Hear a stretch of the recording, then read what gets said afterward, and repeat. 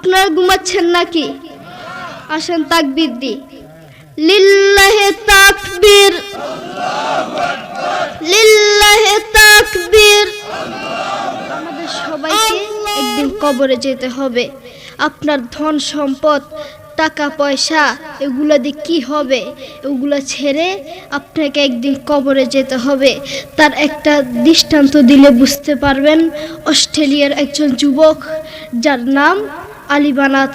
এখনো নেটে সার্চ দেন, ALI Ali BANAT বানাত। তিনি একদিন চা খাচ্ছিলেন। চা খাওয়ার সময় জিহ্বা একটা ফুসকা উঠেছিল। ডাক্তার দেখায় ভালো হয় না, ডাক্তার দেখায় ভালো হয় না। ডাক্তার বলেছেন তার ক্যান্সার হয়েছে। ক্যান্সারের 4টে স্টেজ রয়েছে, প্রথম, দ্বিতীয়, তৃতীয়, চতুর্থ স্টেজ, জীবনের শেষ স্টেজ। আপনার বেশি দিন বাকি নেই। সেই আলী বানাত লক্ষ লক্ষ টাকার মালিক। এক এক জোড়া জুতো ব্যবহার করতেন, যার দাম হাজার টাকা। এক জোড়া স্যান্ডেল ব্যবহার করতেন, যার দাম 45,000 টাকা। একটা ফেরারি গাড়ি ব্যবহার করতেন, যার দাম কোটি কোটি টাকা। সেই আলী বানাত এই মাটির নিচে চলে গিয়েছেন। তিনি মারা যাওয়ার আগে মহিলার মতো হাউমাউ করে কাঁদতে কাঁদতে মারা যাননি। তিনি মারা যাওয়ার আগে কোরআন তেলাওয়াত করতে করতে দুনিয়া থেকে বিদায় হয়েছে। আল্লাহু আকবার। সেই আলী বানাত মাটির নিচে চলে গিয়েছেন। তেমনি ভাবে আমাদেরকে এই মাটির নিচে যেতে হবে। আজকের এই মাহফিল আপনার জীবনের শেষ মাহফিল হতে পারে। আজকের এই মাহফিল আমার জীবনের শেষ মাহফিল হতে পারে। আজকের এই মাহফিল বক্তাদের জীবনের শেষ মাহফিল হতে পারে। আজকের এই মাহফিল আমার বাবা মুফতি মোহাম্মদ আলীর জীবনের শেষ মাহফিল হতে পারে। আপনি আজকে মাহফিল করেছেন, আগামী বছরে মাহফিল করবেন, তার কোনো গ্যারান্টি নেই। হয়তো মাইক থাকবে, হয়তো মাহফিলের প্যান্ডেল থাকবে, হয়তো আপনি থাকবেন না, আপনার খোঁজ পাওয়া যাবে না, ঠিক কি না? বড়ই গুনাহগার তুমি। আল্লাহর কোরআনকে লাথি মেরে, আল্লাহর কোরআনকে অসম্মানী করে কবরে যাবে, শান্তি পাবে না। তুমি জানো কোরআন কি জিনিস? এই সারা দুনিয়ার মধ্যে যদি শান্তি পেতে চাও, কোরআন ছাড়া কোনো বিকল্প রাস্তা নেই, ঠিক কি না? যুবক, তুমি সারাদিন মোবাইল, ইউটিউব, ফেসবুক, দুনিয়ার সব দেখতে পারো, কিন্তু আল্লাহর কোরআনটা দেখতে পারো না। আমি যদি তোমাকে প্রশ্ন করি, আজ সারাদিন কয়বার ইউটিউব দেখেছ? তুমি বলবে কয়েক হাজার বার। আমি যদি তোমাকে প্রশ্ন করি, আজ সারাদিন কয়বার ফেসবুক দেখেছ? তুমি বলবে কয়েকশো বার। কারো কারো জীবনে আছে মাস গিয়েছে, মাসের পর মাস গিয়েছে, কিন্তু আল্লাহর কোরআনটা একবার ধরার তার সুযোগ হয় না। কারো কারো জীবনে আছে বছরের পর বছর গিয়েছে, কিন্তু আল্লাহর কোরআনটা দেখার তার সুযোগ হয় না। তার মতো নাফরমান। তুমি অনেক মানুষকে দেখেছ গাড়ি অ্যাক্সিডেন্ট করেছে, গোস্ত কেটে কেটে গাড়ি থেকে বের করছে, আর তুমি তা দেখে হাসছ, আর তুমি তা দেখে হাসছ। সেই জায়গায় তুমিও হতে পারতে, তোমাকেও এভাবে গোস্ত কেটে কেটে বের করতো। আপনারা অনেকেই জানেন তুরস্কের ভূমিকম্প হয়েছে, মাত্র 40 সেকেন্ডের একটি ভূমিকম্প। মাত্র 40 সেকেন্ডের একটি ভূমিকম্পে হাজার হাজার মানুষকে মেরে ফেলেছে। একটি 40 সেকেন্ডের একটি ভূমিকম্পে হাজার হাজার মানুষ মারা গিয়েছে। সেই জায়গায় যদি তুমি হতে, তখন কি করতে? তুমি বড়ই গুনাহগার। ও বন্ধু, এই সারা দুনিয়াটাই স্বার্থ, এই সারা দুনিয়াটাই ধোঁকা।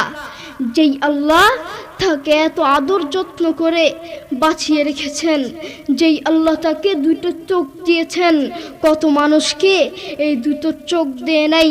সেই আল্লাহর দেয়া চোখ দিয়ে আল্লাহর কোরআনটা দেখতে পারে না। তুমি জানো কোরআন কি জিনিস? একবার মোবাইলটা নিয়ে কানের সামনে ধরে দেখো না, ধরে দেখো কত মধুর সুর। তার একটা দৃষ্টান্ত দিলে হয়তো আপনারা বুঝতে পারবেন। আমেরিকার কয়েকজন মুসলমান যুবক এক খ্রিস্টানকে গিয়ে বলছে, গিভ মি 2 মিনিটস স্যার, আমাকে 2 মিনিট সময় দেন। খ্রিস্টান বলছে no time, I am busy, আমার সময় নেই, আমি ব্যস্ত। যুবক বলছে গিভ মি 1 মিনিট স্যার, আমাকে 1 মিনিট সময় দেন স্যার। খ্রিস্টান বলছে আচ্ছা ঠিক আছে। যুবক তার কানে হেডফোন লাগিয়ে কাবা শরীফের ইমামের তালওয়াত লাগিয়ে দিয়েছেন। যে খ্রিস্টান বলেছেন 1 মিনিটের বেশি সময় নেই, যে খ্রিস্টান 1 মিনিটের সময় নিয়ে কানে হেডফোন লাগিয়ে রাস্তার উপরে দাঁড়িয়ে পাক্কা আধা ঘন্টা আল্লাহর কোরআনের তালাওয়াত শুনেছে। মুসলিমরা এই কোরআনকে লাথি মারে। আপনি বাপ, আপনার ছেলের খোঁজ নিয়ে দেখেন, আপনার ছেলে ব্রাজিলের জন্য দোয়া করে। আপনি বাপ, বাসায় গিয়ে খোঁজ নিয়ে দেখেন, আপনার ছেলে আর্জেন্টিনার জন্য দোয়া করে। আসার সময় দেখলাম এক পাগলা দোয়ার আয়োজন করছে। এক সাংবাদিক তাকে জিজ্ঞেস করলো, ভাই আপনি কার জন্য দোয়ার আয়োজন করছেন?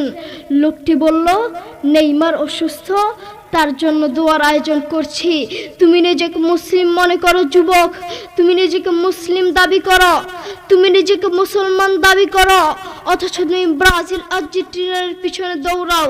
যেই আল্লাহ তোমাকে চোখ দিয়েছেন সেই আল্লাহর জন্য কোরআনটা পড়তে পারো না।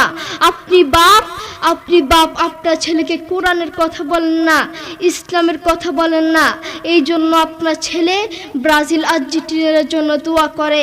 আপনি আপনার ছেলেকে বলেন বাবা তাড়াতাড়ি ঘুমাও, সকালে অঙ্কের টিচার আসবে, বাবা তাড়াতাড়ি ঘুমাও, সকালে ইংরেজি টিচার আসবে, বাবা তাড়াতাড়ি ঘুমাও, সকালে স্কুলে যেতে হবে।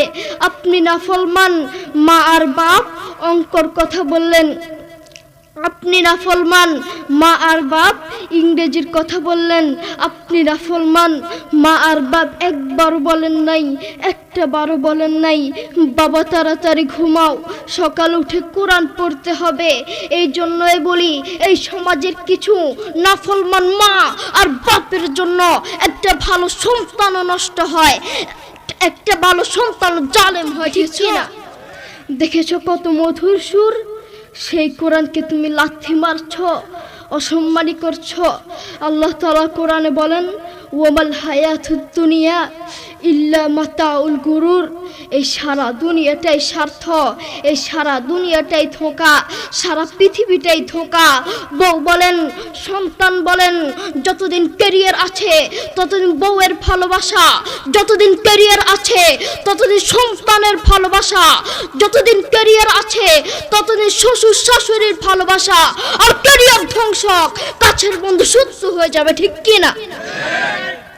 তাদের মধ্যে কোরআনের কোনো শিক্ষা নেই, তাদের মধ্যে আছে স্বার্থ আর স্বার্থ, তাদের মধ্যে শুধু স্বার্থ আর স্বার্থ।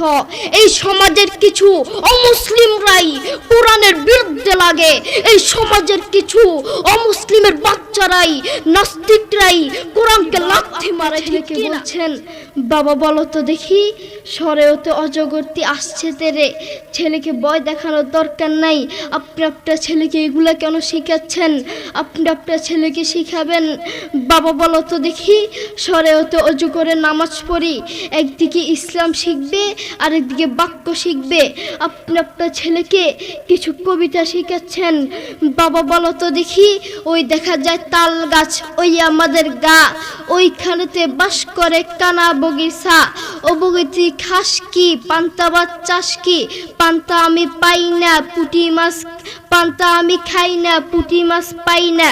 একটা যদি পাই ধরে গাবুস কুবুস খাই, গাবুস কুবুস খাওয়া লাগবে না। আপনি বলেন আপনার ছেলে এটা থেকে কি শিখলো? আপনি আপনার ছেলেকে এগুলা কেন শিখাচ্ছেন? আপনি আপনার ছেলেকে বলবেন বাবা বলো তো দেখি ওই দেখা যায় কবর, ওই আমাদের ঘর, ওইখানেতে থাকতে হবে অনেকটা বছর। ও কবর তুই চাস কি, নেককার লোক পাস কি, নেককার লোক পাই না। একটা যদি পাই ধরে জান্নাতে ঢুকে। আমাদের ভিতরে ঈমান থাকা দরকার। আমাদের ভিতরে যদি ঈমান থাকে আমরা কবরে শান্তিতে থাকতে পারবো। আল্লাহ রাসূল সাল্লাল্লাহু আলাইহি ওয়াসাল্লাম এবং তার সাহাবীরা নিজের জীবন দিতে রাজি থাকতো, কলিজা নিতে রাজি থাকতো, কিন্তু ঈমান হারাতে রাজি থাকতো না, ঠিক কি না? এগুলো শিখাবেন তাহলে আপনার ছেলে যোগ্য আলেম হতে পারবে। আপনি আপনার ছেলেকে একদিকে অঙ্ক শিখাচ্ছেন, আরেকদিকে সুদ শিখাচ্ছেন। আপনি আপনার ছেলেকে বলছেন, বাবা বলো তো দেখি 100 টাকায় যদি 2.5 টাকা সুদ আসে, 10 লক্ষ টাকায় কত টাকা সুদ আসবে? মুসলমানের বাচ্চা সুদের অঙ্ক কেন শিখবে? আপনি আপনার ছেলেকে সুদের অঙ্ক কেন শিখাচ্ছেন? আপনি আপনার ছেলেকে শিখাবেন, বাবা বলো তো দেখি 100 টাকায় যদি 2.5 টাকা সুদ আসে, 10 লক্ষ টাকায় 100 টাকায় যদি 2.5 টাকা জাকাত আসে, 10 লক্ষ টাকায় কত টাকা জাকাত আসবে? আপনি আপনার ছেলেকে এগুলো শিখাবেন। একদিকে ইসলাম শিখবে, আরেকদিকে জাকাত শিখবে। মুসলমানের বাচ্চা সুদের অঙ্ক কেন শিখবে? মুসলমানের বাচ্চা অঙ্ক শিখবে তো ইসলামিক পদ্ধতিতে শিখবে। কোরআনের কথা বলতে যদি নিজের জীবন দিতে হয়, জীবন দিতে রাজি। ইসলামের কথা বলতে যদি নিজের জীবন দিতে হয়, জীবন দিতে রাজি। হকের কথা বলতে যদি জীবন দিতে হয়, জীবন দিতে রাজি। কিন্তু ইমান হারাতে রাজি নাই, ঠিক কিনা নাকি? আসেন তাকবীর দি, লিল্লাহে তাকবীর, লিল্লাহে তাকবীর, আল্লাহু আকবার, আল্লাহু আকবার। আল কোরআনের আলো, আল কোরআনের আলো, ঘরে ঘরে জালো, আল হাদিসের আলো, ঘরে ঘরে জালো, তাওহীদের আলো, ঘরে ঘরে জালো, সুন্নাহর আলো, ঘরে ঘরে জালো। মূল কথা বলতে চাচ্ছি, আমরা যদি কবরে শান্তি পেতে চাই, ইমানদার হতে হবে, কোরআন পড়তে হবে। আল্লাহ তাআলা আমাদের সবাইকে বুঝার তৌফিক দান করুন। ওয়া আখির দাওয়ানা আলহামদুলিল্লাহি রাব্বিল আলামিন। ওয়াসসালামু আলাইকুম ওয়া রাহমাতুল্লাহি ওয়া বারাকাতুহু।